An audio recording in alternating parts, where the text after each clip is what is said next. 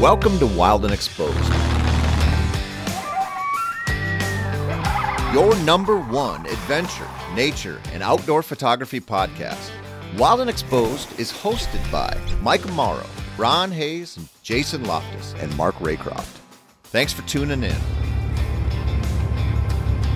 All right, welcome to another episode of Wild and Exposed podcast. I'm going to say that again because I said all right before I started talking. Welcome to another episode of Wild and Exposed podcast. We are here recording on the birthday of Yellowstone National Park and our park system, actually, because Yellowstone was the first national park. You won't hear this till a little bit later, but we've got a guest that is a solid representative of Yellowstone. I'm joined tonight by host Jason Loftus and our guest, Max Waugh. Max, welcome to Wild and Exposed podcast. Thanks for your time. Thanks for having me. You guys are breaking me in on the podcast front. That was my first one. So, well, this is going to be a pretty easy, gentle experience. Check back with me at the end. Yeah, we'll ask again when we're done. So, Max, for our listeners that don't know you, who are you? Where are you? How did you begin your photographic journey? I am based in Seattle. First of all, born and bred here, with the exception of 3 what I call dark years moving to Eastern Washington, which was in middle school, and a complete change of pace from coming from the western side of the state. I was able to get back to the west side, back to the Seattle area, and I went to the University of Washington and have been based here ever since.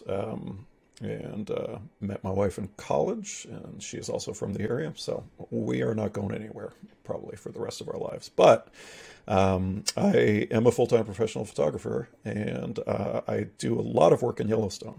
And I want to say, actually, kind of where I got started was back in college. I took a photo course, probably my last year of school. Like I spent a lot of time trying to find something else to do, thinking, okay, well, if I'm an art major, I'm not going to be able to make a living from that. And so, okay, well, let's try business or something else. Both of my parents were historians. I tried some history and nothing interested me. So I circled back around.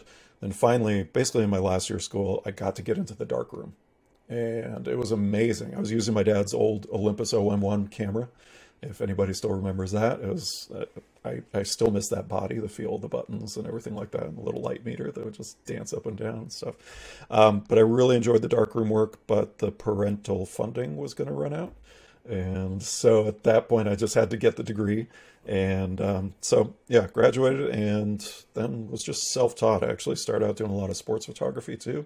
I was in the marching band, which is where I met my wife. And so I remember after I graduated, I talked the band into letting me be their traveling photographer because they had a full-time photographer for the home games, but I would travel to the away games. So I'm just like, let me bring my camera and, I'll take pictures of the band and the cheer squad and everything. And then after a while, I'd start sneaking peeks over my shoulder and start taking photos of the football action. And then there was a magazine and website, one of these recruiting websites that follows the Huskies, and they liked my stuff, and so they let me shoot a game for them. And then that kind of ballooned into the UW. Eventually saw my stuff, and I actually shot for the UW and their athletic department for about 5 years. And so at that point, I had to sort of make a decision, sports or nature. And really the decision had to be made when I had to get a new lens. I broke my old lens, the old Sigma 50-500. I dropped it on the track before a game, and so at that point, it's like, okay, I got to go big, but do I go for like a 400-2.8, which is like what a lot of the football guys are using, or do I go with something longer because I'm interested in wildlife? And so I chose the longer lens, and at that time, the wildlife photography was not paying as well or as consistently as the sports photography, but I went that direction. It was a smart choice. But like so many people, I was still working another job on the side. All the photography stuff was sort of independent. And it took about, it wasn't until 2010 where we closed my company down. By then I was a partner with a couple other guys. It just wasn't working out. My wife still had a job, so we had benefits, and decided at that point, okay, well, now's as good a time as any, I guess, to try to do this thing full time and see how it goes. So that's when the decision was made. And I mean, there's a lot more backstory to it, but one thing I always point to is that 10-year period where I was working for that company. I wasn't paid very much, but I always exchanged that for flexibility with the travel schedule. So that allowed me to start going back to Yellowstone a lot. Pretty soon we started traveling internationally, getting all these experiences under my belt. So when I went full time and decided I wanted to start leading trips, which is what I do now, I'd made all these contacts and visited a lot of these different places. And so that kind of set me up unintentionally for the career I have now. And a lot of these people that I met on those first trips, partners overseas and things like that, I still work with them to this day. So it's kind of cool to see how that evolved, I guess. I think I tell people often that there's a direct correlation between sports photography and wildlife photography. You're looking for those intimate moments, number one. You're photographing action. A lot of times you're photographing in low light. So the same challenges that present itself as a wildlife photographer, you have a lot more opportunity to practice if you just go down and photograph your high school sports team or even junior high sports team for that matter. You're still going to learn a lot. It's also amazing how it's not just one sport, right? Like I notice this, like if I go back, and these days I mainly just shoot football games still, but shooting basketball is different. Shooting soccer is totally different. Volleyball, all these things, and so you pick up different lessons from different sports too. So anybody who's going out there with the intention of doing that, you can learn different lessons depending on the type of sport you're photographing. Absolutely. And I wanted to clarify one thing. UW is the University of Wyoming. It's not the University of Washington. As far as as long as I've been around, it's yeah. Well, we also call them the dogs, and then we have got the University of Georgia people on my back about that. So, or sometimes we just refer to it as the U, and then you get the University of Utah people that are getting on our case about it. So, yeah, we're not original, I suppose, but yeah, I'll remain loyal. So what was when you initially decided that was going to be your business model, leading the trips, what was the first thought that you had? Was it Yellowstone because you spent so much time there? It was definitely Yellowstone. Or did you have somewhere else? Yeah, it was definitely Yellowstone because by then, I've been traveling. My first trip for photography was with a group of friends back in 2000. And the next year, I was the only one who wanted to come back. And so I came back on my own. I came back the next year and the next year. And, back then it was like, I didn't know what I was doing, but I would just take these summer trips and go back, just road trip back on my own. Sometimes I could convince people to go. But, by then I'd had I don't know, you fast forward 10 years and maybe like 15 to 20 trips under my belt, something like that. I knew the park pretty well. And so I definitely felt comfortable at that point. That when it was time, and I think I started maybe in the fall, and just had some informal clients, that is friends, basically come out, and I guided them around. But I felt that that was kind of my comfort zone. And then I think the next one after that was like 2 years later. No, it was the next year. It was to Costa Rica, which was another place I'd been to a few times, like 4 or 5 times by then. And so I definitely picked out spots that I was more comfortable with. I've never had this firm belief that I should just go to a place for the first time with clients. Every photographer treats this differently, but sometimes what I'll do is if I'm going to a location I'm familiar with, but I want to check out something new, maybe with a trip, I'll offer a scouting extension. That is, come along with me. I'm not going to mark it up or something like that. Let's go check this out and enjoy it together. Sometimes it works out, sometimes it doesn't, but an optional day 5 kind of thing. Yeah, exactly. Yeah. And, I've definitely been some places where it hasn't worked, but there have been some other ones like, wow, this is amazing. Everybody got in on it at a cheaper price and they had a great time. And then for future trips, of course, that'll be part of the main trip. But Yellowstone still is where I feel most comfortable. It's the only place outside of the Pacific Northwest that I can go and handle all the logistics myself. That's good and bad, but whenever I do an international trip, I want to work with somebody who's on the ground over there, dealing with currency and language and things like that. And so Yellowstone, at least I can still manage all that stuff myself. So one other question that I had is looking at your feed, there's not a lot of representatives of the Pacific Northwest in there. No. And especially in my early years, I was really bad about that because I had limited time, but I had unlimited time off at work, but I had limited funds. Let's put it that way. So I had to pick and choose my spots. And I always was more intrigued by other places. The Pacific Northwest, if you know where to go, in my opinion, and really put in the legwork, you can find some interesting stuff, but it's also not the type of place that's going to have the sheer variety of a place like Yellowstone or Africa or the tropical rainforest, which I love. So in those early years especially, I wanted to get out, and I wasn't sure if I'd ever go back to Africa again. So of course that was a big deal. I felt it was all out. We went for 3 weeks. I mean, compared to some people that travel there for 2 months, that's nothing. But for us at the time, my wife and I, that was a huge trip. And so, I just wanted to get out and get those experiences under my belt and just see a lot more variety. I am not necessarily beholden just to the mammals, at least not as much as I used to be, but I have an appreciation for birds. I love the small stuff. I really love the rare stuff too. And so going to these places and even coming back to them now, you're always going to see something new. And that's the great thing. You guys know Yellowstone is like that all the time. You have a new experience every time you go. Yeah, we were talking before the show the last time that I went, when Jason and I were out there, I got to see a mountain lion. Never seen a mountain lion in the park. I've seen tracks, but I've never seen a cat. And it was a very brief sighting, I'll give it that. And very lazy sighting because it was laying down and all I saw was the head turn. That was it. No images, but it was a great sighting and something that I've never seen up there. And something I've still never seen there. I've seen a lot of mountain lions or pumas in my life now, but never in the park. And I would be just as excited about that first one as I would have been about, the very first one that I saw elsewhere, probably. So yeah, so Yellowstone's just such an amazing place because you just never know what you're going to see. I mean, we've had friends that have, had encounters with just incredible, wolf encounters, taking down prey, coyotes taking down coyotes taking down foxes. It's just, you just never know what you're going to come across. And the other beautiful thing is it's different season to season too. And you can go there in the fall and just have some amazing elk activity. You can go there in the summer. The bison rut is going on a lot of time, in July. You go there in the spring and late spring and you got bear activity like crazy. It's just, there's just always something to see. And I've always told people, Yellowstone is one of my favorite places on the planet. It's just such a big area and so much to see. You just never know what you're going to come across when you go. So it's always an adventure. But anyways.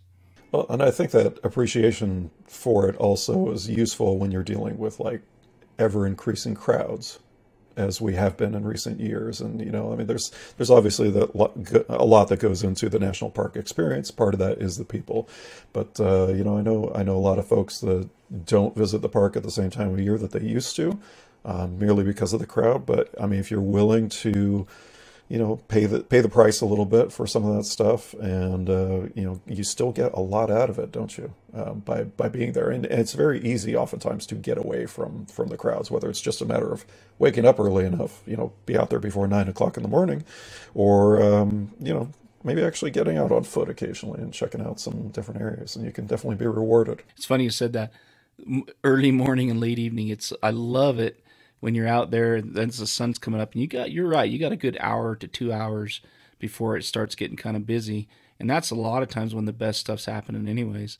And then it's always amazing to me, right around that 5-6 o'clock time frame in the evening, the cars just start disappearing from the park, and you're like, where are you people going? I mean, this is prime time. What are you doing? But yeah, so that's always a bonus.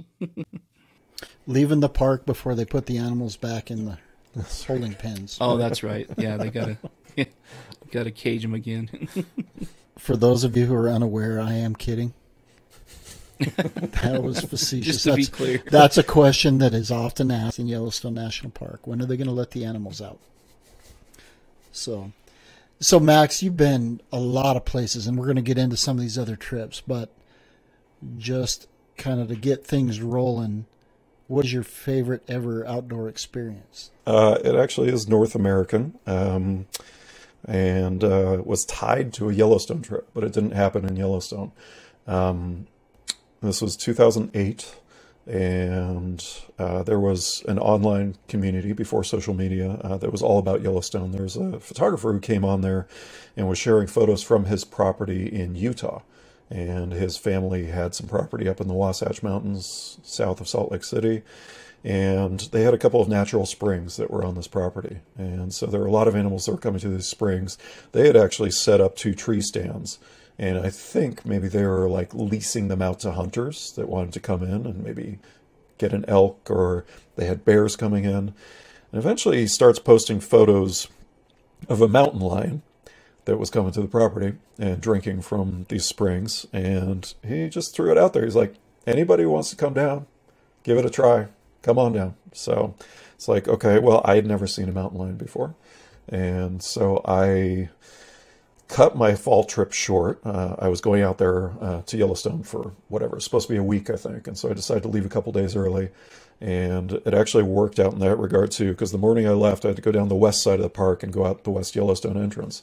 On my way down from Gardner on the west side, the canyon pack of wolves had made a kill, maybe like 50 yards off the road. And by the time I showed up, there was already a big crowd in place, and there's trees everywhere. And so there was very limited real estate. So you just had to show up, sit down, park yourself where you had an opening where you could kind of see the elk carcass that was there, and then just wait. And eventually the wolves did come out, and it was one of my best early wolf shoots. But so I did that, and then got back in the car, took off, and drove down to Salt Lake City. So I meet up with the guy, and so I spent the night, and then the very next morning we go up to the property. And he situates himself in this ground hide, maybe like 100 yards back from the two springs. And he puts me up in one of the tree stands, which is like 40 yards away, maybe 20 feet off the ground. And so I'm sitting up there. I didn't own any camouflage back then, so I just wear my earth tones and everything like that. I had some bear spray with me. Sat around that morning and nothing happened. Meanwhile, he's in the ground blind and he's hearing all sorts of noise in the bushes, and he's got a big fat black bear that's somewhere up there. So he gets out the bear spray at one point, just in case. Bear goes away. Okay, so we strike out in the morning, get back in the car, and I immediately start coughing uncontrollably because he's forgotten to put the safety back on his bear spray, and it discharged the moment he sat down in the car. So for the next 6 hours or so, I've got this cough, and I have a greater appreciation for the way bear spray actually works. So that was interesting. And then we went back for the afternoon session. And so I got back up in the tree stand, and the moment the sun dropped behind the mountains, the mountain lion walked out of the woods, came right to the water, and didn't see me for probably the first minute. It looked up, and I don't know what he was doing in that hide on the ground, but it saw him immediately. Like, it immediately focused its attention on this guy that's 100 yards away. Meanwhile, I'm up fumbling with my gear. My hands are shaking and everything, not because I'm scared of a mountain lion, but I'm scared of missing out on the shots. I mean, first mountain lion. And so it didn't see me for the first minute.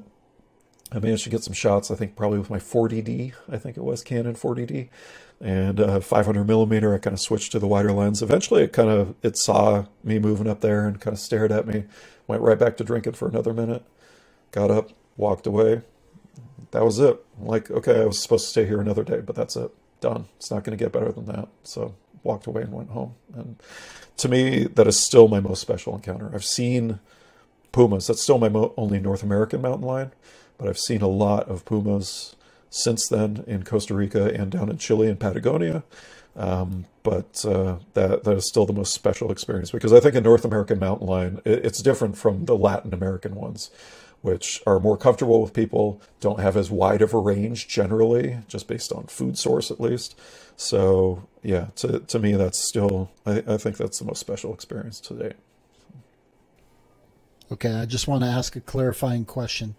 Did you say you saw a puma in Costa Rica? I've seen 7 pumas in Costa Rica. Yeah. In fact, it was 2 months later, I was down in Costa Rica, and I booked a stay at the research station out in the middle of Corcovado National Park, which is generally considered the best wildlife area in the entire country. Got hooked up with this guide who's the most amazing tracker I've worked with anywhere in the world, pretty much. And we just hung out together for 8 days. Half those days were rained out. And actually I got caught in a rainstorm coming back to the station. Both of my camera bodies died. And I was lucky because there's a researcher there who had a dry box. He had taken a cooler and just stuck a light bulb inside. And so he was like, okay, he asked to take my bodies. We stuck them both in overnight. And one of them was working the next day. So we go out with my one camera body, my 300 millimeter 2.8 lens. I didn't have my monopod. The airline had lost it.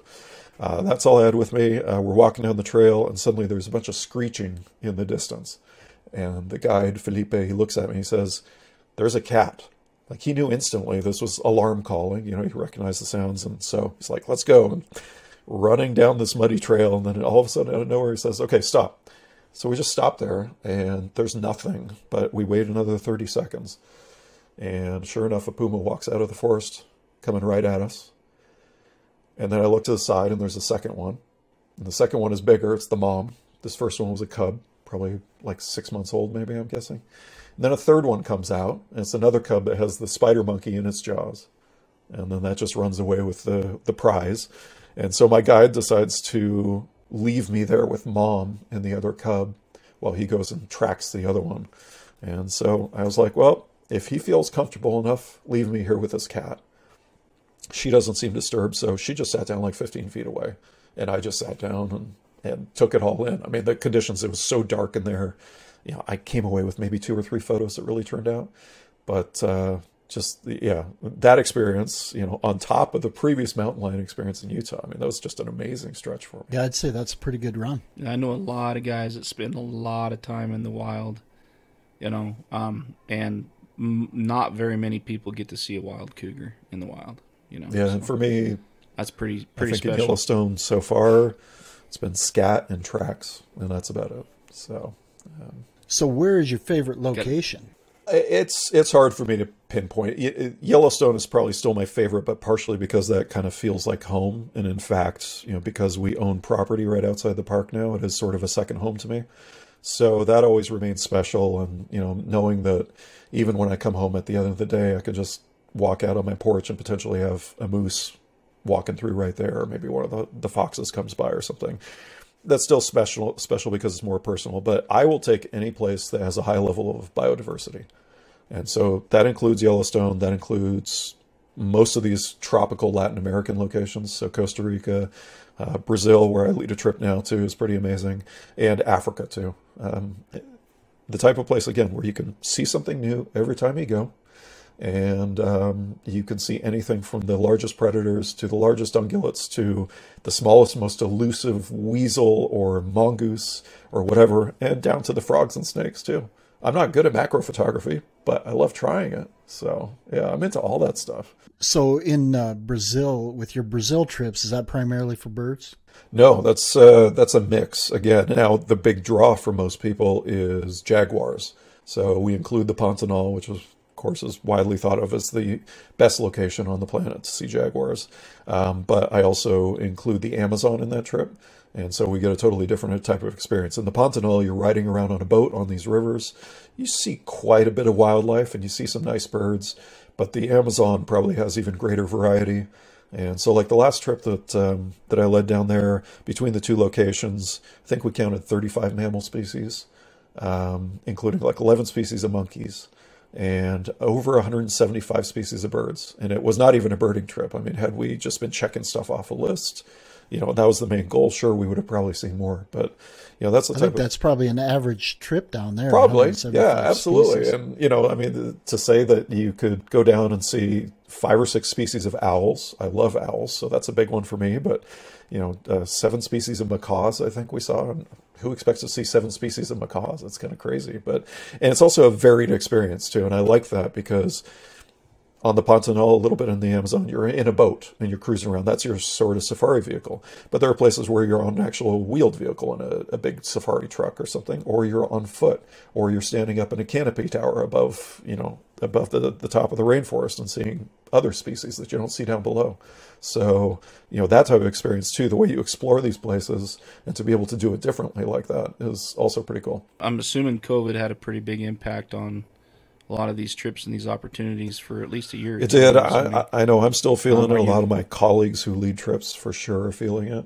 I had to pretty much cancel the entire 2020 slate, of course. I was fortunate to be able to go back out to Yellowstone once they opened up the park. I mean, again, we have a place out there, so we could just, my dad and I went out and we could isolate there and whatever. That was fine. But yeah, since then we've had to reschedule consistently. And I think this will be the first year where things will feel sort of back to normal, but still not entirely. I was supposed to go scout Borneo last year, and Malaysia, as far as I know, still hasn't opened its borders to visitors. So that's something that I have to put off until, who knows, probably next year. And then who knows when I actually get to lead the tour, if it's a successful scouting trip. So yeah, it's definitely a challenge. Those of us who are lucky to have domestic locations where we're leading trips, I think we've been more fortunate because it's a little easier to set up logistically, at least. And people don't have to worry about, some of these restrictions. Like, every country seems to have different rules in regards to COVID.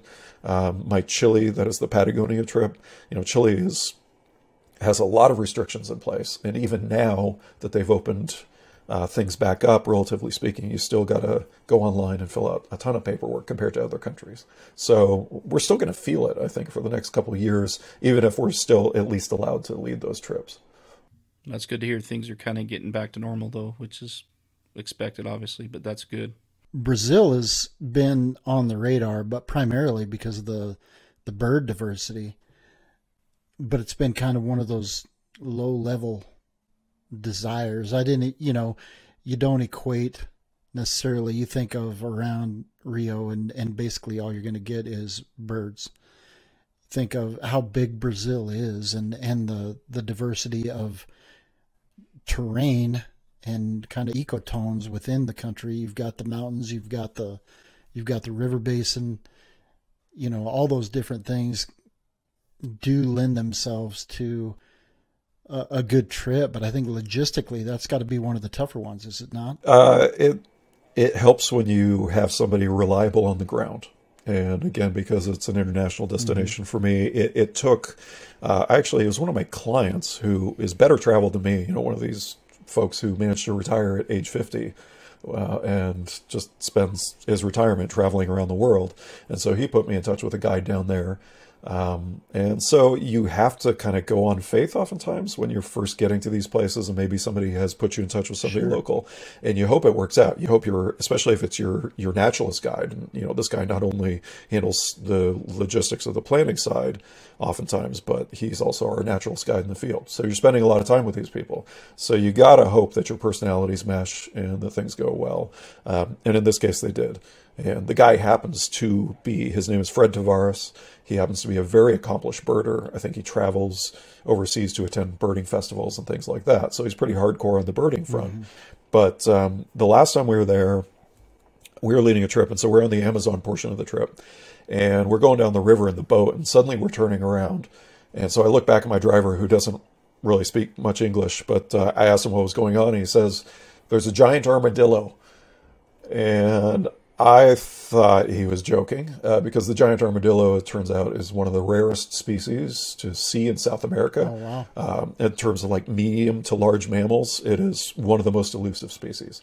And all I had seen before that was I would show up at random research stations in South America and see like camera trap footage. It's like, yeah, we're trapping to do jaguars or something like that to check the patterns. And then, oh, look, we got a giant armadillo. That's amazing. That's all I would ever see photo-wise. And so suddenly he's telling us there's a giant armadillo that is out during the day. It's a nocturnal species. So we turn around and we buzz back down the boat. And sure enough, we pull up to the shore and the giant armadillo is just taking a drink, I'm assuming, because it's walking right past these people who were the ones that spotted it. It walked, right past their legs. And this is a creature that's 100 pounds, up to their knees, and just waddles on down the trail. So we all get out and we just slowly follow the thing. And then it just sits down in the middle of the trail, kind of turns profile to us. And we start shooting. I mean, all the group, except for one client who decided to hang back because he was feeling under the weather, we're all there. And Fred and I, we're just geeking out about this. We're kind of giggling and, just shooting like, oh my God, I can't believe this is happening. The clients have no idea what's going on. They're just going with the flow. Okay, well, Max and Fred brought us here. Must be something cool, I guess. And it wasn't until afterward, and we told him Fred had been guiding for 25 years. That was the first one he ever saw. So it's one of those, we talk about these holy grail species. Every continent, I think, has them for wildlife enthusiasts. And for me, that definitely qualified as one of those. And then as it turned out, I urged Fred to go rush back to the lodge, jump in the boat, go get the other client, because we didn't want him to miss out on this opportunity. I don't care if he's vomiting or something like that, bring him back so he can see this. Well, they didn't make it back in time to see ours, which wandered off, but they encountered a second one on the trail. And he didn't get photos, but they got to see that one go off. So I think it was a mating pair, as it turned out. So I went from 0 to 1. Fred went from 0 to 2, just like that. And we'll probably never see another one in our lifetime. So yeah, that was pretty amazing. But it's also good having local guides who get excited about this stuff. Maybe it's the giant armadillo, or my clients deal with this with me in Yellowstone all the time. If I see something, I remember being with some folks and I spotted my first skunk. This was last winter.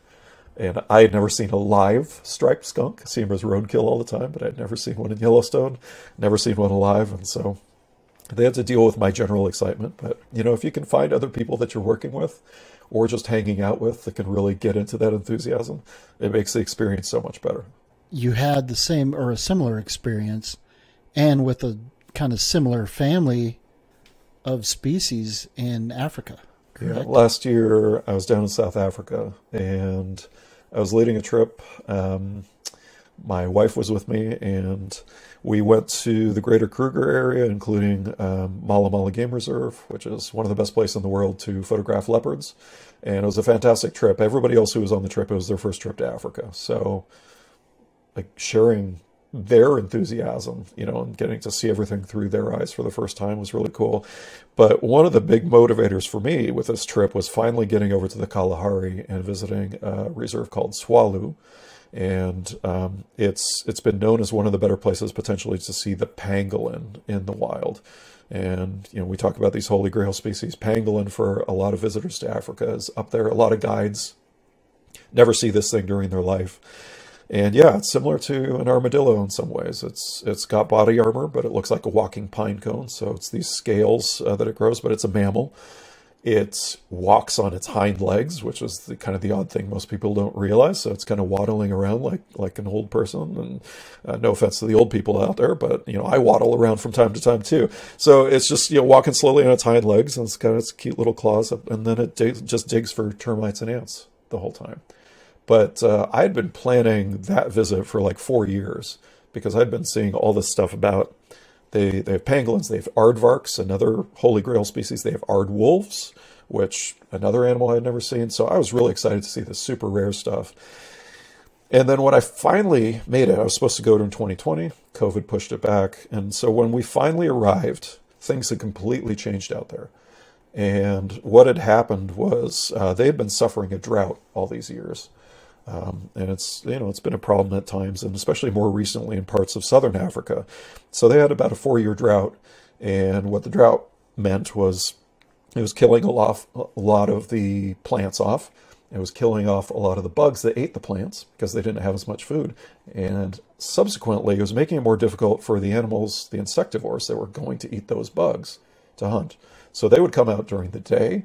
People were getting daytime sightings of pangolin and aardvark, these nocturnal species. And so I think that's why we're seeing all these reports and these photos of these animals. By the time we showed up, the drought was over.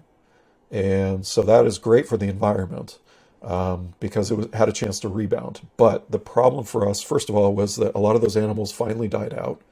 And so, of course, that's terrible, knowing that the only 3 pangolins that they knew about in the whole reserve had radio transmitters. So they were research animals, that they had managed to capture, but they had not been seeing tracks of any other pangolins. So suddenly the pangolin population has plummeted. And on top of that, because the environment is rebounding, there's grass everywhere. And we're looking for animals that are low to the ground. And the entire reserve, it's a huge reserve, it's covered in this tall, beautiful white grass.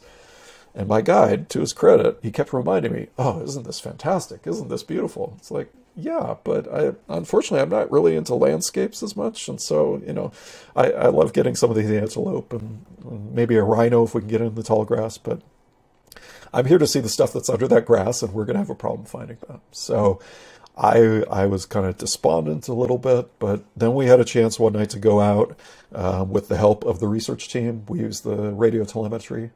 And it was, kind of a scavenger hunt in a way. Using the telemetry to track down this animal was actually really interesting to see how it worked, and really fun too. And then we were rewarded at the end with maybe like about a 20-minute encounter. Again, in that long grass, but frankly, the photos turned out way better than I expected given the conditions. So I was really, really happy with that. Yeah, I think the duration of the encounter would be mitigated by the thrill of the effort to get there and to find it. And it was also something where at the very end, I just decided, you know what, I don't know how much more time we're going to have with this animal. We'll probably not see another one while we're here because it's been so challenging to find them.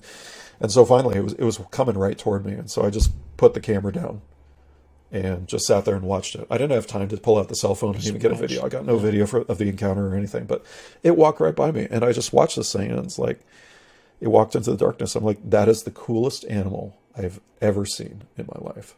And so that right there, and that was it for me. The trip was made. And by the way, we paid a ton of money. I mean, this place is high end, and it's challenging to get to and everything like that. And, but my wife was very happy with the experience. She loved the lodge, and, she took a lot of great pictures herself too. She doesn't really do much photography, but she really nailed a lot of great shots, including of the pangolin. And, that made the trip. My attitude flipped 180 degrees at that point. And it was like, whatever else comes. And we did, actually, in the next 20 minutes after that, we saw an aardvark and an aardwolf on the drive back. Nothing photographable, but we saw like the Holy Trinity right there in 20 minutes. And so, all that was just the cherry on top, really. So, sounds to me like you need to buy a property right outside of Vegas. Right. I know. That's awesome. We've also all got her. If nothing, go ahead. Sorry, Ron. If nothing else, this should stir some enthusiasm for joining you on these trips, because the encounters. Yeah, I don't know how you guys feel, but for me, it's just like every time you go to a place, whether it's familiar or not, whether the actual animal you see is familiar or not. For me, if I'm seeing something new in a new location or doing a new thing or whatever, I get excited about that. That's something fun and interesting and different to shoot, first of all. But it's also like it's information you can file away. So, seeing that first mountain lion in Yellowstone, or for me, the first skunk, it always gives me something new to watch out for. It's like, oh yeah, 15 years ago I was driving through here and I still remember I saw that skunk here. So I'm going to keep looking just in case, because you never know. And so that always enhances the experience for me. So I get excited about the lesser known things, and especially things I've never photographed before. It's funny you mentioned the skunk. This last Yellowstone trip we were on, I do the same thing. I find myself doing the same thing. And some friends of ours mentioned that they had been seeing some badgers coming, not out of the den because they don't hibernate, right? But just coming out early because there was just not that much snow. And the whole trip, I was like, man, it'd be cool to see a badger in the snow, because I love badgers. They're one of my favorite animals. And I had some really good encounters last spring, and it had been quite a while, like 3 or 4 years before last spring since I'd had an encounter. So anyways, the whole trip, I was like, yep, just come on, man. Every time we drive across the open areas and that, I'd just be spying, looking for a badger out running around. But yeah. It's funny. We do that. I think all of us do that. And every time we have an encounter like that, it just adds one more critter to the list of things that we're constantly looking for. But yeah, and I also try and convey that attitude. And again, we talked about enthusiasm about some of these encounters and sightings, but I try and at least convey that to my clients that are on trips. Like the folks that were with us for the giant armadillo, they didn't understand quite what was going on. They had a greater appreciation for it afterward. But I like to think that my enthusiasm for even the smaller stuff will, it'll educate people maybe if I get a chance to talk about the animal more, but also maybe it'll spark a little bit more enthusiasm from certain people about these species that they otherwise may not appreciate. And I found myself in that same situation. I think several years ago, I was not into birds very much at all. I liked owls. But it wasn't until I took a trip to Peru where it was specifically a birding trip, and I had no choice but to photograph birds the entire time, or else I was just going to be sitting there twiddling my thumbs pretty much. And that really helped me kind of gain an appreciation for those animals too. And, now I would still generally prefer to shoot a mammal, but unless it's an owl, you put me in front of an owl and I'm in a happy place. But I have such a greater appreciation for like bird behavior and of course the sheer variety and beauty of some of these species. And the highlight of my entire year was from that trip where I sat in a lek for 3 days. And in that case, it was for the marvelous spatule tail hummingbird. which is considered by some to be the most beautiful species. It's got these two long tail rackets that come out from the behind. And, you know, it does this midair dance that David Attenborough showed on one of his shows, where it kind of goes back and forth and flashes its tail rackets in midair for the female. But so, you know, I'm inside this just tangle of vines and branches waiting for a male to show up and display or flick his tail at females. And there are only like 800 to 1,000 left on the planet. So being able to do that day after day and just kind of put in the work, and then ultimately to be rewarded with some decent shots. I didn't get the midair dance. In fact, it's like the biggest miss of my career as far as I'm concerned, is being able to document that with a still photo. But just getting some beautiful shots of this amazing creature perched there, I came away from that trip with a different attitude about it. So I always hope that maybe I can change somebody else's attitude about something that, you know, an animal they're taking for granted or otherwise don't appreciate as much. Yeah, to me, every time you're out, it's an opportunity to learn something new too, you know. And I think, like you've hinted to this quite a bit, but it's all about the attitude and your perspective when you go out in the field. And, you know, every time I've photographed a new species, I've always looked at it as this is an opportunity to learn something new, learn about this animal, learn about this bird, learn about their behaviors. You know, trying to get the right shot, you've got to, sometimes you get lucky, and sometimes you've got to figure out what their behaviors are before you can get that shot, you know. And to me, that's part of the fun and the challenge. And my world's been broadened quite a bit lately too, into, you know, I've mentioned reptiles and some of the other birds and that I've been chasing as of late. And it's just the opportunities are endless if your mind's open. And a lot of my knowledge also has kind of expanded after the fact. And it comes from, you know, oftentimes I come back from one of these trips, and especially to an exotic location, I've got this list of species that I've written down. I wasn't familiar with them, so my guides told me the names. And so sometimes there's stuff lost in translation, or oftentimes the scientists have gone and changed the name of the species. So when I'm processing the photos, which I don't really enjoy all that much, I'd much rather be in the field. I think we all would. But, you know, doing the keywording and, you know, the file naming and stuff, I got to make sure I get the right file names and everything like that. So I'm usually on Google or Wikipedia looking these animals up. And so that's oftentimes when I ingest even more information. You know, you learn stuff from your guides, and of course being there in person, as you say, watching the behavior. But then you get even more background when you start, you know, at least for me, kind of by accident, I start soaking in all this extra information. And the downside is sometimes, you know, I might rattle on a little too much about that in front of the clients, but some of them find it interesting. So you're just helping them, you know, understand the passion, and, you know, maybe they catch it right. So that can never be a bad thing. When my kids enjoyed spending time with me long time ago, they that was always what we went for. We always went for the first. You know, what are we going to see that's new today that you've never seen before? And it doesn't take long, and it doesn't take much, you know, creativity to find something that you haven't observed, because you know, after a while they're seeing the same species, but they're seeing different behaviors, and to see them start to pick up on that was a win as a dad when they were, you know, especially when they were smaller. Well, and I figure, I don't know, I think your kids are all older than mine. I have a 5-year-old at home, and I wouldn't be surprised if he tries to barging in here at some point pretty soon here. But yeah, so hopefully, I don't know if they're at the age yet, but I know from my personal experience growing up, like my parents were outdoorsy types. And, you know, growing up in the Pacific Northwest, my dad was a little bit of a sort of an amateur mountaineer. And so he'd drag me all over the place, and we'd go camping and hiking. And I sort of got tired of that after a while. Probably because it was the thing that my parents were forcing me to do, I would say. I really had to rediscover the passion for it on my own. And so I imagine, I don't know if your kids are there yet, but hopefully as they get older, they'll start to kind of come back around. I mean, they may not have even left altogether, you know, focusing on other things. But I still remember my first trip to Yellowstone. I was 12 years old at that point. And my dad would drag me into the car, and I would just sleep the entire time. I couldn't handle it. And now when he comes with me, and, you know, he's, just turned 80, I'm the one dragging him into the car at, 4 a.m. So it works out. Well, that's what I was... Yeah. Oh, the turntables. That's what I was going to ask you. You know, coming from the Pacific Northwest, most people think of that as like the landscape photographer's mecca, especially in North America and the U.S. So where did your love for wildlife come from? Did it come from those trips with your dad and being drug out at 4 a.m, or does that? It was just something that naturally developed as a kid. I think many of us, and I've listened, to some of you guys' other podcasts, and it seems like a lot of us in this field just developed this interest early on. For me, it was a combination of animals and art. I was very artistic as a kid.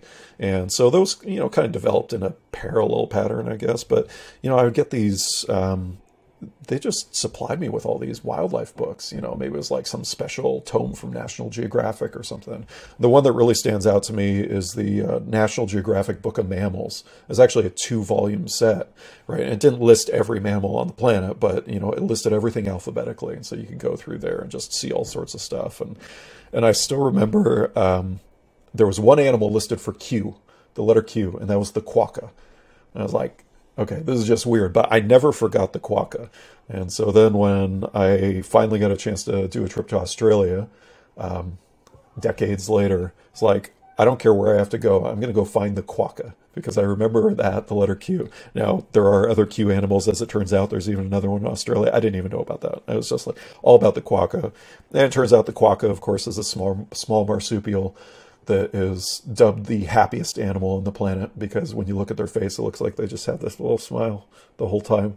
It's just totally natural, this little grin on their face. And now like the quokka selfie is a big thing. But we flew all the way across Australia to Perth, went out to Rottnest Island, which is where the main population of quokkas is, and just hung out there for like 5 hours or whatever. And they're totally habituated. Of course, they're used to all these people just like walking and biking around on this tiny island. But I got my quokkas. And let me tell you, quokka mugs sell like hotcakes. It's amazing, the quokka mug. So if you're looking for your intro into the paying life of a wildlife photographer, Cute does sell. Small island off the That's right. off Perth. Yeah. I have not sold enough quokka mugs to like pay for the ticket down there and across the country and the ferry and everything else, but still, You don't want to kill people's dreams, Max. Don't tell them that kind of stuff.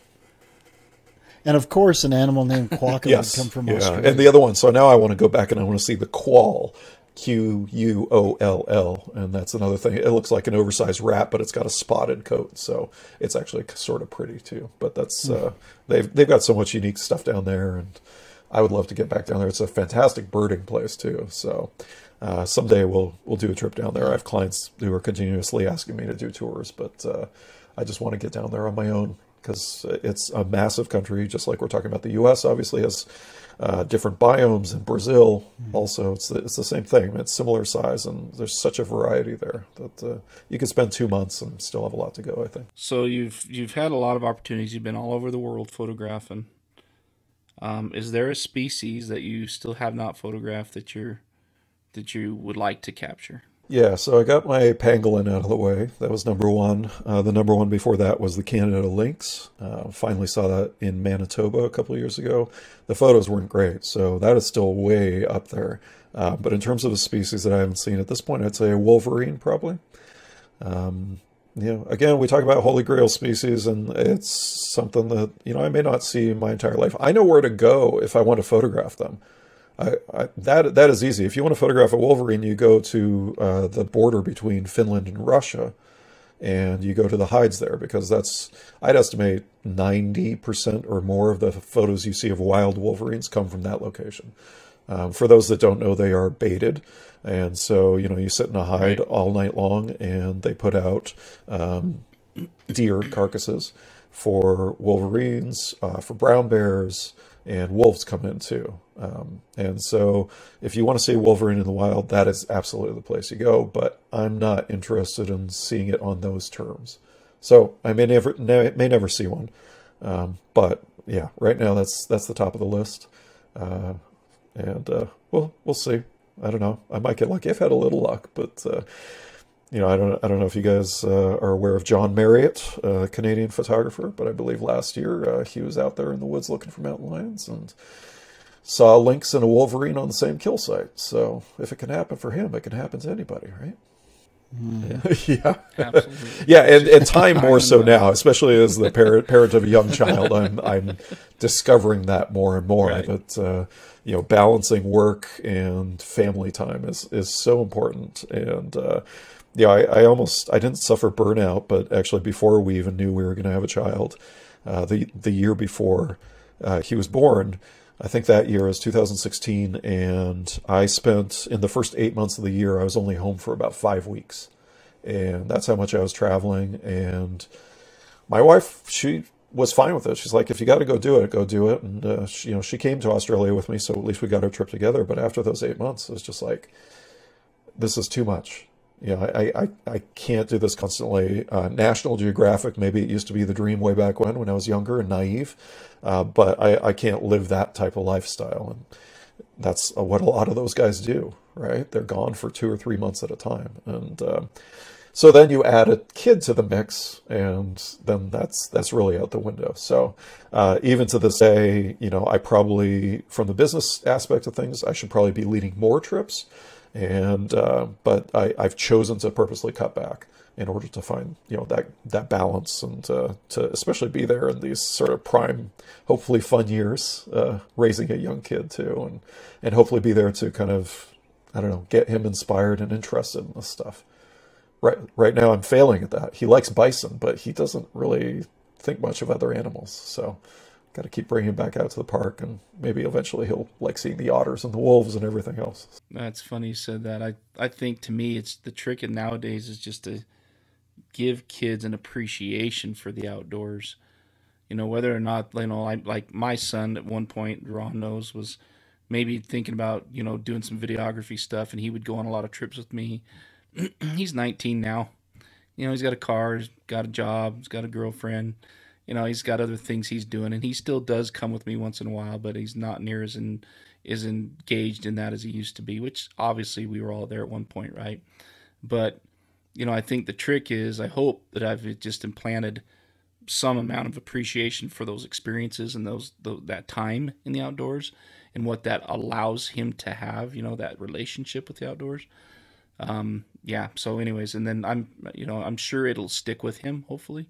And that's all, I think that's all you can hope for as a parent, right? And I think it's critical in today's time to introduce kids and other people to the outdoors. But this actually kind of ties into something for me too. Like, I know zoos are sort of a controversial topic, but one of the reasons that I find value, not in game farms, I want to be very clear about that, not in game farms for photography or anything, but having zoos as an educational tool in places where kids will maybe not have an opportunity to get out into the wild on their own. And maybe you live in an urban area and there's just not a whole lot around. You may have local parks and you can do some birding and stuff like that. But to inspire kids at a young age to have some of these resources where, you can expose them, at least so they can see the sheer size of some of these animals, or I'm going to say bizarre, but the unique attributes of some of these species that we wouldn't find in our own backyard. I think that's another critical element of it. And so, we are lucky, that we are living in the West close to some of these more open spaces away from civilization, and we can get out there. But obviously a lot of people aren't, or maybe it's just not in the budget to be able to do that. And so any way that people can do that, and maybe that's going to a zoo, or it's checking out photos and videos that photographers and videographers are posting online. Any of that type of exposure at a young age, hopefully, will instill something. I don't expect my son to be I don't expect him to be a photographer, or a biologist or anything like that. But you're right. I mean, as long as they can retain something and withhold that appreciation for when they get older, and hopefully pass it on to the next generation, even if they never actively do a whole lot with it, then I don't know, something positive has come out of it. Well said. I don't envy you as a parent. I mean, my kids, well, I'm going to clarify. My kids grew up at a time where, it was still go play, go find your friends, get outside. And now, things have changed significantly. There's concern, especially in certain parts of our nation, certain parts of the world. Kids are taken from time to time, and there is a little bit more concern. So parents are a little bit more, what would you say? A little bit more observant, guarded as to how much time their kids spend away from them. And also with social media growing by leaps and bounds, keeping your kids off of social media is getting harder and harder. And so I guess what I was trying to say is I feel fortunate that my kids grew up when they did. I feel fortunate that I grew up when I did, and I don't envy, parents these days, but I have heard some great ideas, some from people on this podcast, about how to instill that love of nature in their children. But I think it's tougher and tougher to keep your kids outside. Actually, our son is growing up in the house that I grew up in.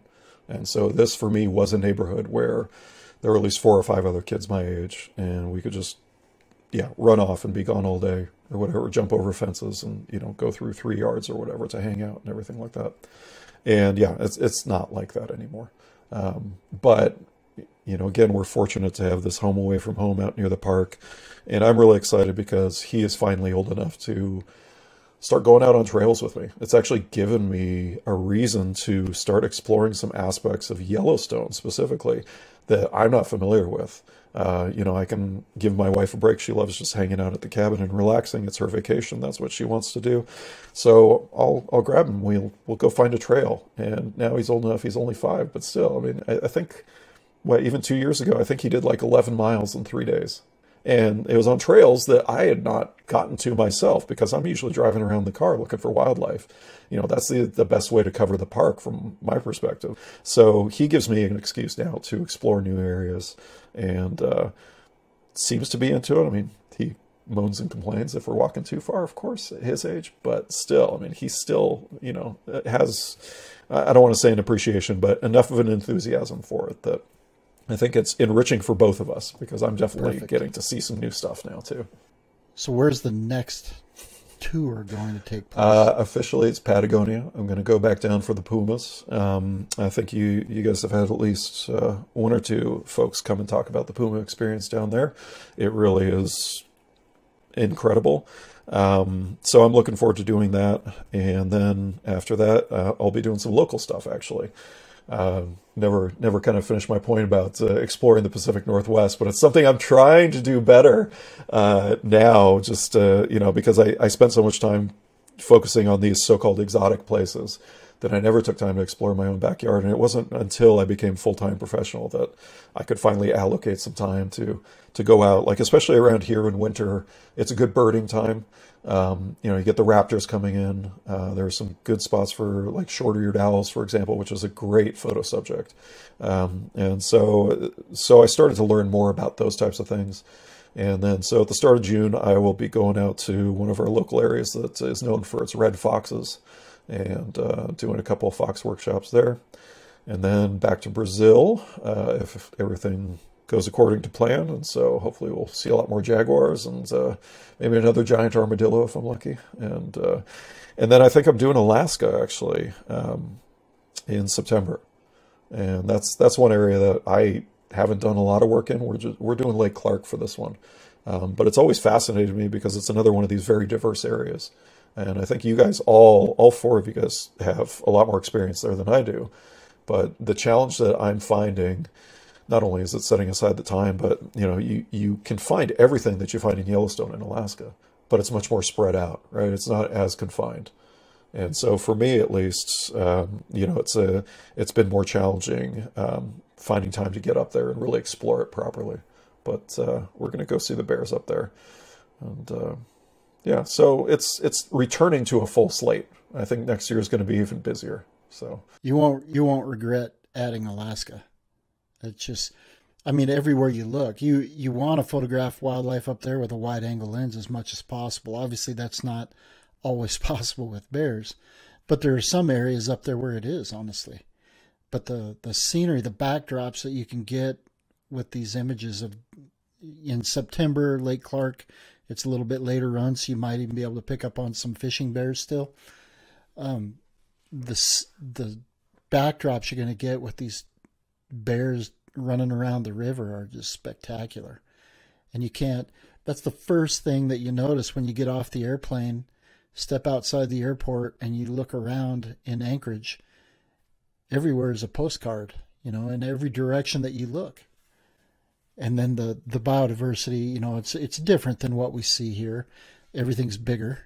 Yeah, someday I want to see one of those monster moose, because the moose we have in Yellowstone are miniatures compared to those moose up there. So and muskox, that's probably my next really target species. Is I want to photograph muskox, and I would like to do it in the fall color, but that's tough to time. So photographing them with that blowing snow, I think that would be it wouldn't even be a close second. It would be, a parallel first. This trip that I'm going to be doing, Lake Clark, of course, is primarily about the bears, as some of these areas are. And I think when I was up there last, we did get lucky, saw a wolf, and we had fox sightings, a few birds, but it's all about the bears. But it is interesting to me that you can go different places and see the different species, the same species, I should say, and have completely different experiences. So I have a lot of experience with Yellowstone grizzlies. I've done trips to the Great Bear Rainforest where they have their own grizzly bears. But then you go up to, and all three of these experiences, you add Alaska to that list, all three bear experiences are completely different. And I think the personalities of the bears are different, and the way they interact with people is completely different too. So I could say that I'm just going up to Alaska to photograph bears, which I've seen, but it is something that is different and is a departure from the other stuff that I've done in the past too. So that's kind of nice to be able to mix that in. And of course, in this case, because I'm bringing clients, if there are people who have never been to Alaska and had that really close personal experience and those types of encounters, I think they'll be blown away by it. So that's always fun to see. If they're not, they're taking their own. Well, and you don't even need them. That's the thing. You don't even need them to be fishing. For sure. When I went up, I did the scouting trip, and it was mid-September, and the fish run had started early. And so I literally saw a bear chase a salmon one time, and then that was it for the rest of my stay. It didn't matter, though. It would have been great to get more action like that. But you still had this variety of experiences, and, going from the beach to the long grassy meadows with those brilliant colors and everything like that. And then you got the mountains in the background. So yeah, there's still, so much different stuff that you can capture, I think, that, it's pretty special up there. So I'm looking forward to that. Well, just hearing the stories that we've heard tonight, Max, I think you need to change your logo to four-leaf clover. No kidding. Right. Lucky Max. Lucky Max Adventures. No, it's earned. I'm not trying to dismiss the amount of time and it usually is luck, though, in certain situations. Being able to drive down that road in winter in Yellowstone last year, and look, there's a coyote that's feeding on a carcass. Didn't think much of it. The whole reason that I stopped at that moment was because there was a magpie that was dancing around the snow. And the magpie is a very photogenic bird, but is also kind of shy. And I didn't have many magpie photos. And so I told my group, well, here's a magpie and a coyote together. Let's see if we can get them together. And so we get out and we set up and whatever. I was still having fun with the magpie thing. And then I realized whatever the coyote's feeding on, well, the fur color didn't look right. And sure enough, it pulls up a red fox carcass. Right, and that's one of the rarest or most unique, let's say, encounters I've ever had. Right, so I would mark that down as luck, and the luck from the standpoint of I stopped for a completely different reason, and then look what unfolded here. Right, it was just something totally unexpected, and so yeah, luck is a big part of it, but sometimes maybe. I don't know if other people would have stopped if they just saw the coyote feeding on the carcass. And I was fortunate to flag a few friends down, and so they could share the experience as well. But yeah, in that case, it was just something there, sort of the unique visual of having the magpie and the coyote, two common species together, that did it. And yeah, sometimes your instincts lead to greater treasures, I suppose, right? Well, I will say that, so this conversation started with an introduction that Kate and Adam Rice made last year, while actually, yeah, Jason and I both were out there in Yellowstone. We were in different spots photographing a pair of wolves, and they were absolutely correct. Having you on as a guest has been fantastic, and I think people are going to enjoy your stories, or have enjoyed your stories at this point. So just for those listening that want to travel with Lucky Max, how do they find you? Well, first of all, I got to say that, during my bachelor party, and I don't talk too much about that, but it was in Vegas, and I had a good run at the craps table, and somebody started calling me Baby Cakes. So instead of Lucky Max, if you want to call me Baby Cakes, then I'll put up with that at least. So we're gonna you know what? I'm gonna stick with Lucky Max just for let's not get the wrong idea. so You're nobody right. asks questions. So I first of all, thank you for having me on. And I will say that if people want to find out more about my work, of course, I am on social media. I'm on Facebook, Instagram, and Twitter as well. I mainly use Twitter to follow science accounts. There's always some interesting biology news and stuff like that. But you can search for Max Waugh Photo, MaxWaugh photo.